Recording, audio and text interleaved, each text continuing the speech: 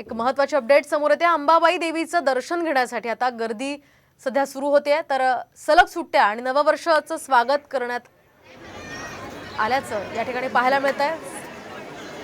तर पर्यटक भाविकांनी अगदी पहाटेपासूनच अंबाबाईचं दर्शन घेण्यासाठी गर्दी केली होती। पश्चिम महाराष्ट्र देवस्थान व्यवस्थापन समितीच्या वतीने भाविकांना सुलभ आणि तात्काळ दर्शन व्हावं यासाठी उत्कृष्ट व्यवस्था करण्यात आली आहे। तसंच सुरक्षेच्या कारणास्तव मंदिराबाहेर पोलिसांचा मोठा बंदोबस्त सुद्धा तैनात करण्यात आला आहे। दरम्यान शहरातील मैदानं सुद्धा पार्किंगने फुल झाली आहेत। आपण पाहू शकतोय किती मोठ्या प्रमाणात नागरिक या ठिकाणी आलेले आहेत। हे भाविक दर्शनासाठी आलेले आहेत।